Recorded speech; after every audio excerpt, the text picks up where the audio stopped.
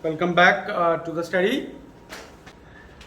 So now we will get into another section of our study. We'll discuss about the approaches of study. When you study something, when we want to study something, there are various approaches, different ways that you can use to study something. So here we have around four approaches. What are those four approaches? Can you read the heading? Religious approaches, historical approaches, scientific approaches, philosophical approaches. Okay, so these are the approaches. So you have to go and see the meaning of approach, right? I would also encourage you, if you are able to read ahead, read the portion ahead. Ahead means before you come to the class, if you are able to read the next portion and get some idea, find out the meaning that you do not know, and write on the note, okay, in your own language. So when you read the approaches of study, you understand the meaning of study, but you might not understand the word approach. So then go to your dictionary and find the meaning, write on the top of it meaning of approach in your own language. So that is how you learn. Okay, so make sure this is an advice to you. If you are able to read in advance ahead, that will help you to understand more with my explanation. Okay, so approach number one is religious approach. Religious approach. You have heard about Guru Shikshya system. In the school we have studied about that, right? Yes. What is that? Guru Shikshya. Teacher and student. How do they study? You explain. How did they study? The Guru Shikshya. Gurukul. That is, I think, what is in your language, I do not know. We say, Guru Shikshya or Gurukul. So how did they study? Firoz, can you tell? If you want to tell in English, tell. Otherwise, you talk in Hindi or Odia, I will be able to understand. How did they study that one?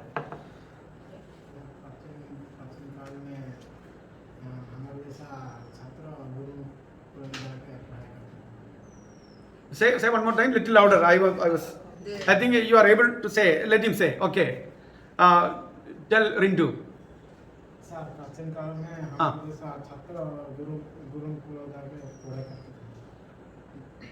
Okay. I understand, but what did they do?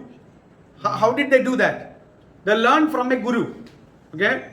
But how did the student, the Shikshyas,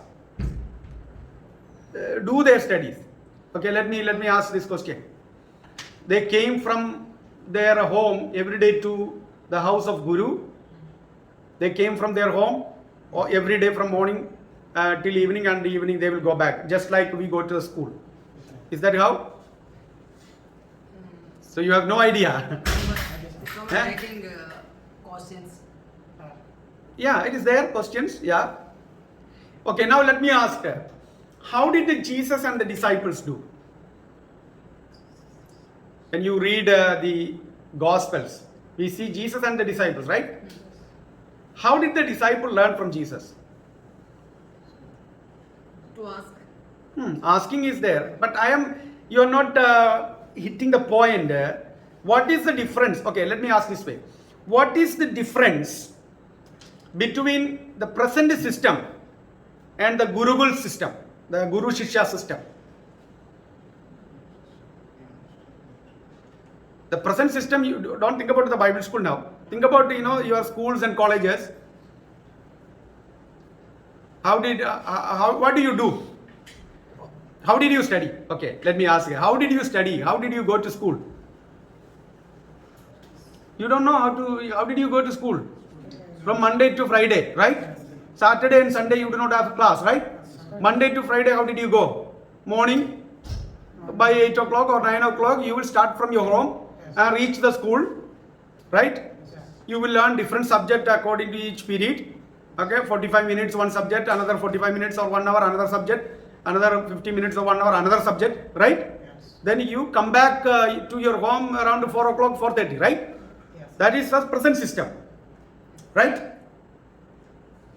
Now, in the Gurukul system, in the Guru Shiksha system, that was not how it was. The disciples, the Shiksha, they stayed with the Guru. And wherever the Guru went, wherever he went, the disciples also go with him. You got it? So that is why I said, I asked about Jesus. I was thinking Yeah. So you have to tell. Make mistakes, I told. You tell whatever is in your mind. I appreciate you guys. Anyway, you are trying. So they stay, they eat, they sleep with the Guru. Okay? With the teacher. And how did they learn? Maybe Guru will teach them some of the things. Then Guru will give them some assignments. You go and do that. And so Guru will give some assignments to do, some job to do. And they make some mistakes. Then Guru corrects. Then they learn from that, mistake. Okay? Then sometimes the Shikshas, the disciples will observe, not sometimes, all the time, the disciples will observe how the Guru is doing something. You got it? The teacher is doing something. The disciples will stay with the teacher in his home, or wherever the teacher travels, they will go with the teacher. The disciples will go with the teacher. If Guru is sleeping under the tree, Shikshans, the disciples also will sleep under the tree. That is why Jesus, while Jesus was on this earth, right? One person told, I want to follow you. Okay? What did Jesus say? Yeah, it's good that you want to follow me, but I want to tell you, I have no place to sleep. Okay? I have no particular place. I cannot guarantee you all the time you will sleep on the bed. You will sleep in a house. Wherever I sleep, you will have to sleep. Okay? So that was how the Guru and the teacher, disciples in the olden days, ancient days, that is how they learned. You know about the Sri Buddha. He was like that. Jesus was like that. And Socrates and all the ancient teachers, they all had disciples. Even we read about John the Baptist. He also had disciples. And in Bharat, in India, there were many munshi, right? Is it munshi you call? The sannyasis. What do you call? Munir Rusi. Okay. So you have these people, right? So they have disciples walking, talking, eating, sleeping with the teacher. So they observe the teacher and learn how he is doing, how he is talking. All this they learn from the teacher by observing and doing, and also learning, just direct learning, listening from the teacher.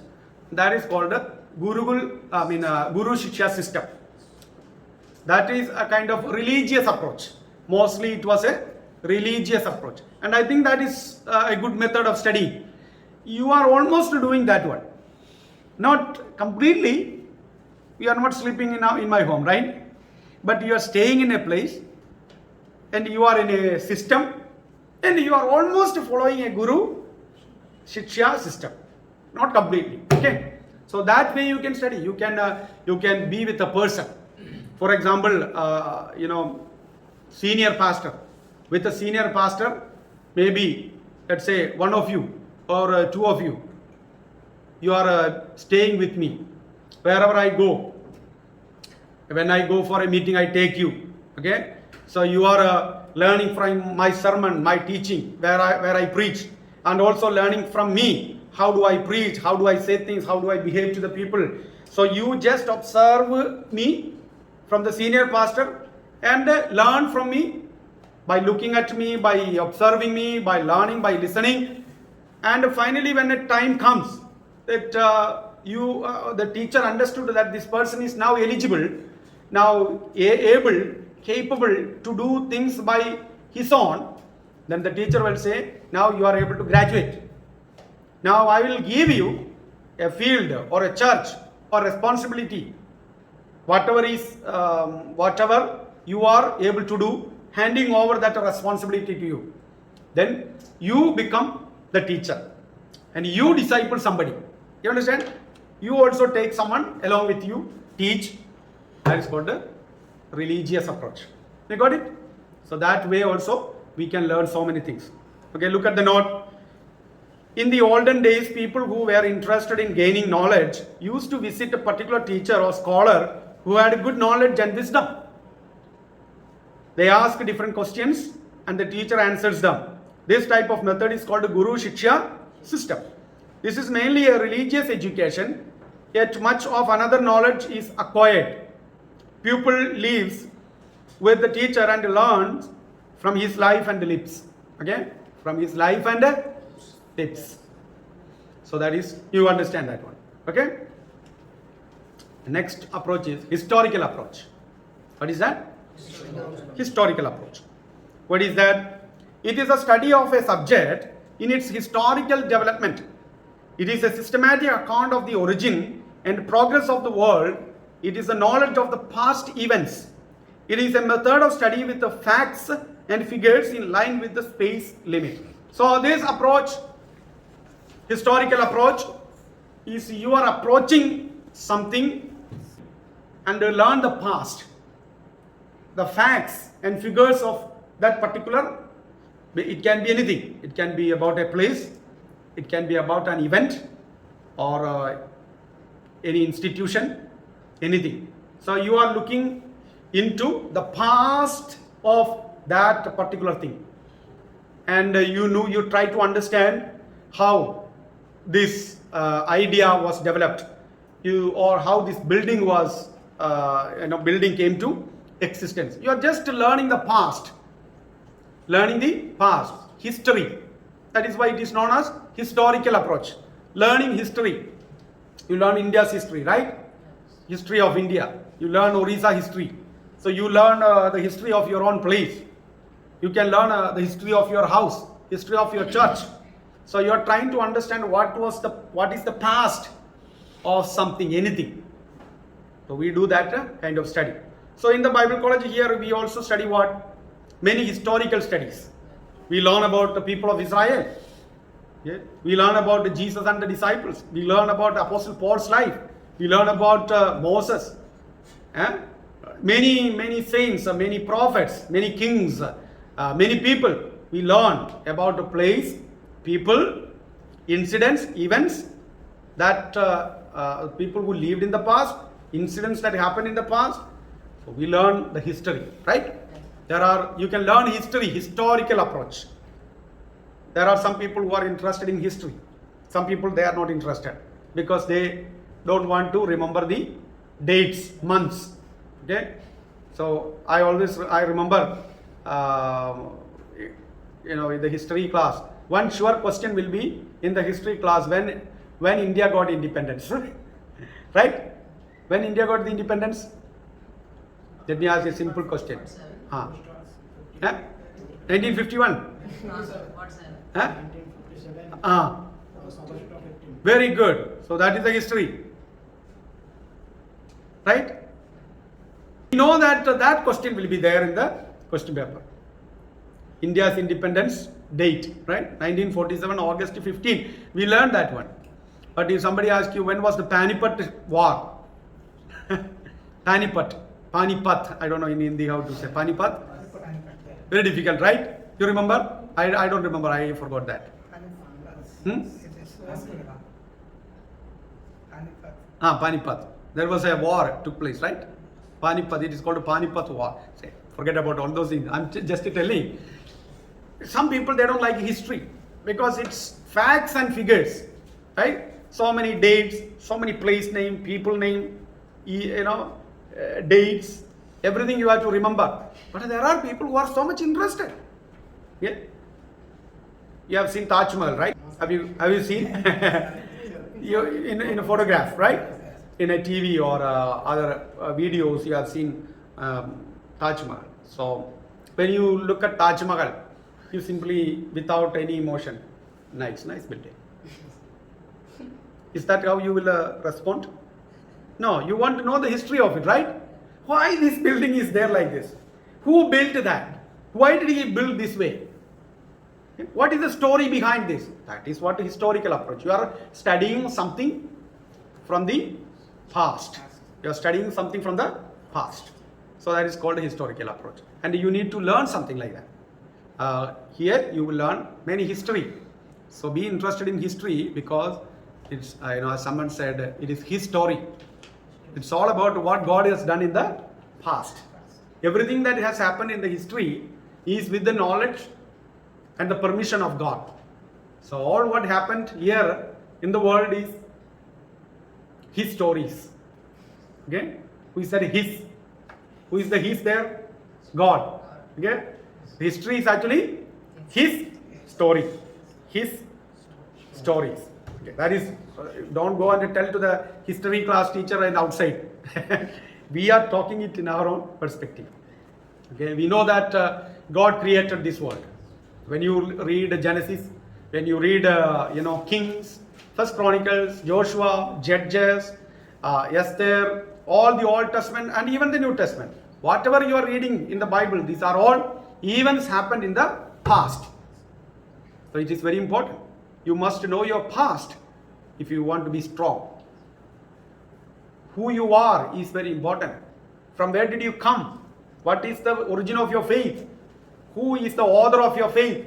From where it started? So you must know the history of Christianity. Understand? From where did this faith come? So everything that we use and see has got a history anyway. Every moment becomes history. Now, you are staying in this Bible school. Each moment is becoming history, right? So if you write a story about your life, June, what was last day? Yesterday, date? June 20. So let's say if you are writing June 20, what happened on the day of June 20th? You can write one of the big events as one of the students, one of my roommate absconded from the college. You understand?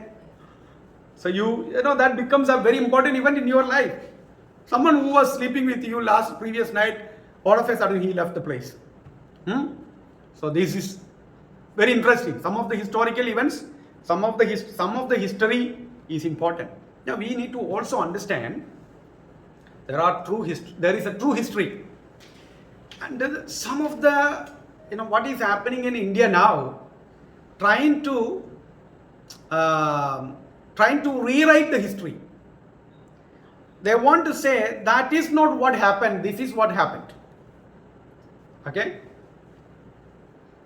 They are trying to take away the true incident and insert a new story, something that did not happen. They write a different story and say, this is what exactly happened in the past. Now that is what happening in India about, many historical things.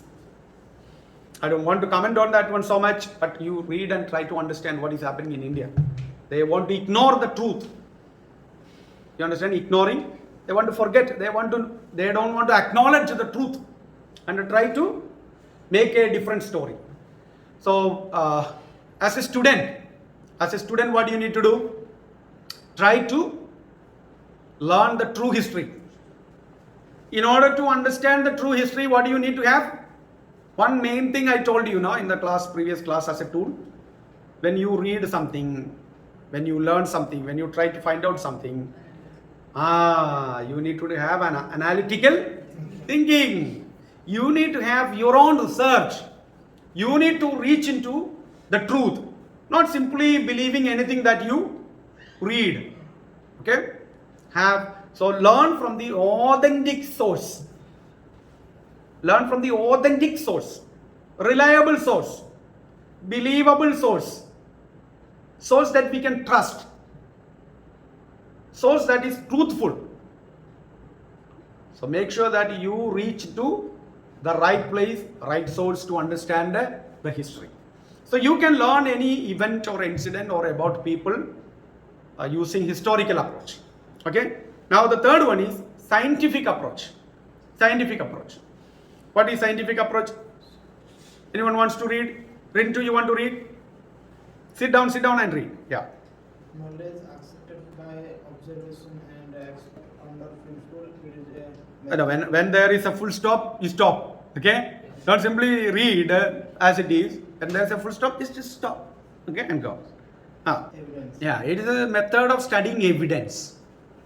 So this is another approach.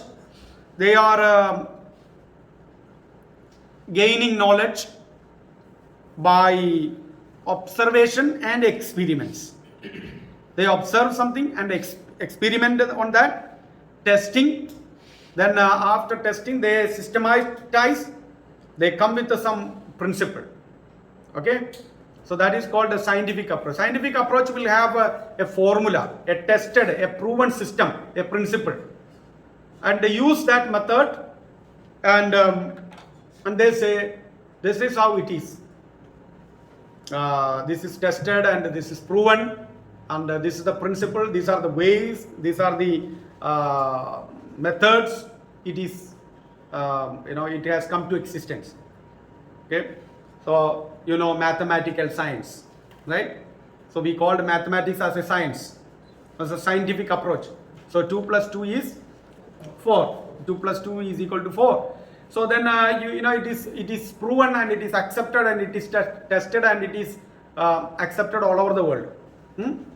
And so many other things. See, the scientific approach is used in all areas of our study, areas of our science and technology. They have, suppose you want to have a bridge, okay? You cannot simply bring something and construct a bridge and ask the people to drive a vehicle on the bridge. It is not possible, right?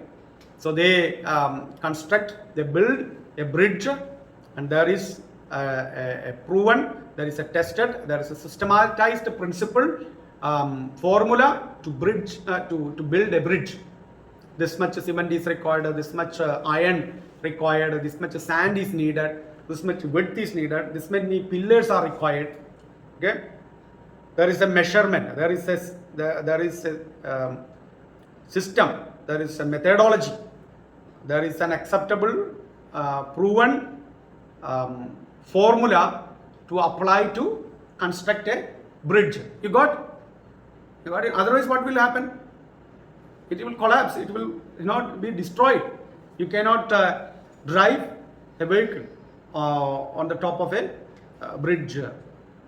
Yeah. So scientific approach is actually you are trying to get knowledge using some acceptable principles and formulas. So you use it, then you will be able to do that one. And this study is limited with what you can see. Okay, it is a method of studying evidence.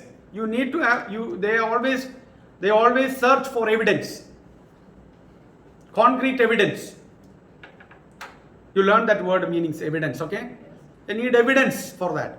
So that is why some science students, they say they become atheist. They say, can you prove God in a laboratory? Yeah. Okay. I don't know how much. 2 hydrogen, 1 oxygen is H2O, or 1 hydrogen, 2 oxygen. I always have a confusion. H2O is water, right? Yeah. So how many hydrogen, how many oxygen? 2 hydrogen. Okay. 2 hydrogen, 1 Oxygen. oxygen. So if you bring a 2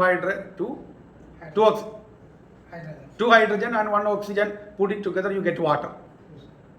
In laboratory, you can prove that one, right? Now, can you prove God like that? This much amount of helium, this much amount of hydrogen, this much amount of oxygen, put it together, you will get God. Huh? Can you prove God in a laboratory? It is impossible, right? You cannot do that.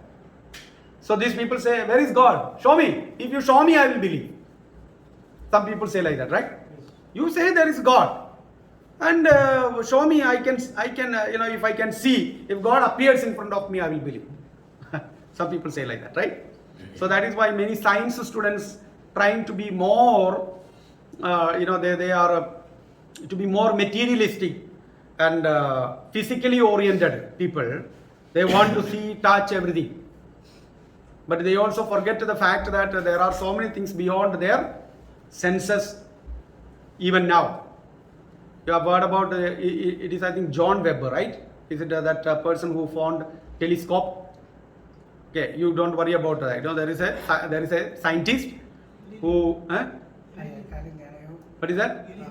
Not Galileo, the present one. The present scientist who found, he made a camera that through that you can probably see the galaxies that are millions and millions light years or kilometers away, and through that camera they can see the universe, what is there, and that is, they say, it is one of the present invention the science has made for space research. Okay, now with this camera, this also has got a camera. You have got a camera. How much you can, up to where you can take the photo? You can take night photo, the sun or moon photo, right? Whatever is visible here you can take. But this John Webb camera, you can zoom and you can go and even see some of the, what do you call, planets. Some of the planets you can see if you look through that. There were times we were not able to see that in the past. In the past, there were times we were not able to see that.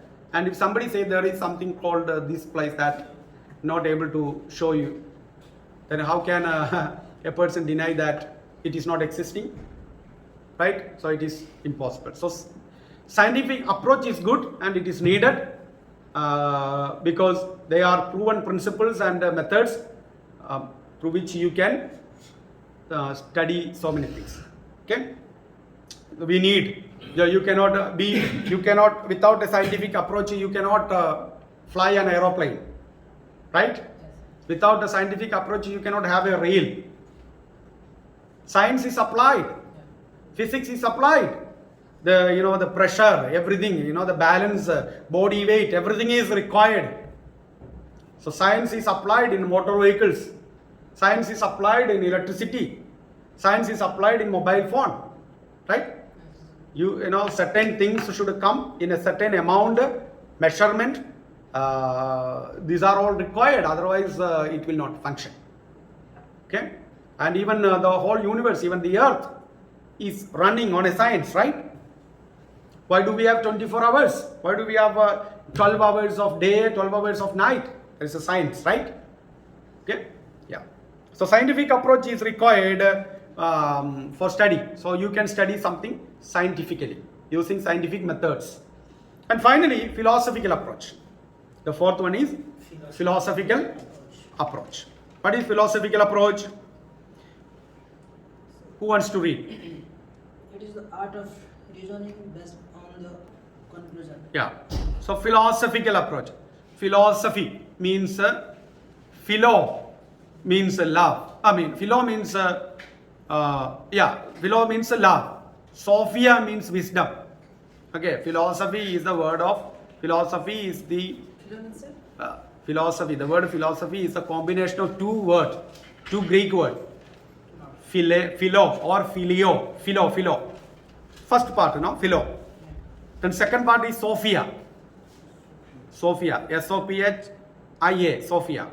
So philosophy means love for the wisdom. That's the idea, philosophical. Philosophy means love for the wisdom. Love. Love. Love. Love for wisdom. Wisdom. Wisdom. You are having love for wisdom. So philosophical approach is an example. With an example you will understand this one. Now you see a pulpit here, right? According to the philosophical approach, it uses cause and effect. Okay? Now you see, this is effect. Okay? This is the effect. It is called effect. But what made this, what contribute? What are the causes for a pulpit to be here like this. So when you look at this pulpit, do you say, oh, it simply came from somewhere else, and it is just here like that? Huh? Mobile phone. When you look at a mobile phone, the philosophical approach, you say, oh, what is this? You see, you want to see how did it come? How did it come? The scientific approach is how to make this one. You understand? Scientific approach is how, the parts, this many parts, this many pixel, this is the software, this is the hardware, that is called as software. I mean, scientific approach. Now, philosophical approach, let's take this mobile phone example, okay? What is that? Philosophical approach is that how this phone came to existence. Is it simply just came? No. And now this phone that you are seeing, you say, what phone is this? Now, it's a Samsung phone, okay? Samsung. So you say this is made by a company called Samsung. Now here the example that you read, you see a table, okay? Now this is a table. Now you don't say this table came to existence just by itself. That is not right? Then how did this table came to existence? You see a carpenter behind this one, right? You cannot see the carpenter.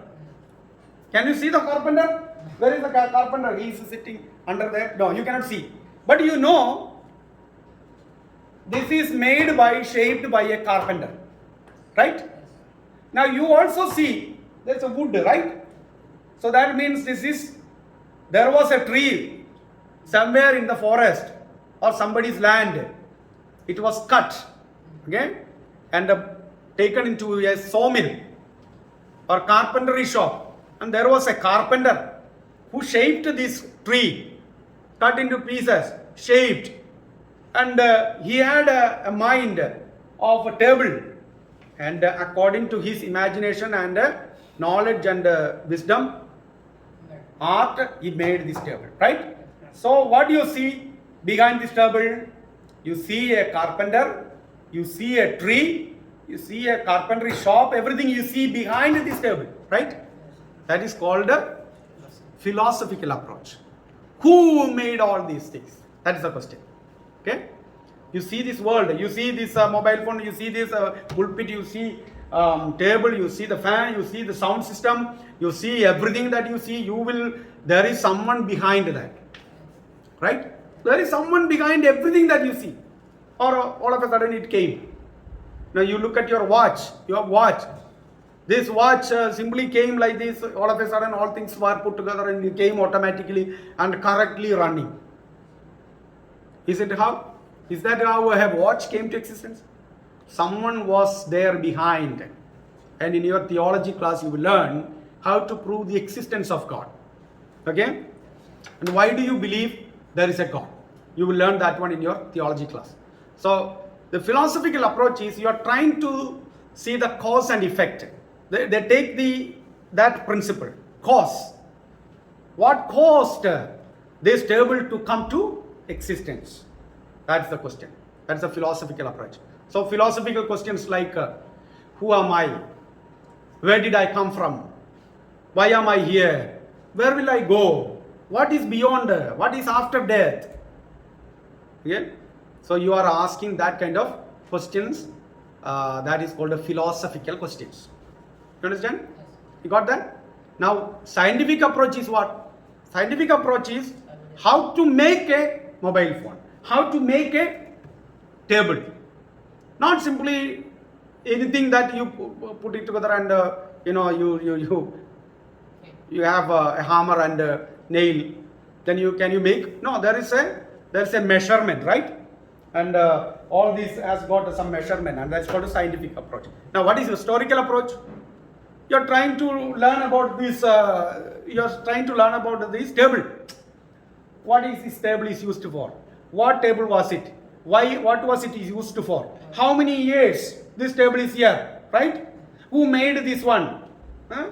what was the purpose of this table? So especially when you go to museum and all, you learn that one, right? Then you say, oh, this table is used by King Lyju. Yes. Okay. So this was used for keeping the communion table items. Okay. And this also was used to keep some of the important things and your mobile phones also, right? Inside. So you learn the history, right? That is called a historical approach. You understand? This is how you approach anything to study. So you can use any approach depending on the subject. Depending on the subject, you learn, you adopt, you use any approach, study. So you can study something historically, scientifically, philosophically. Okay?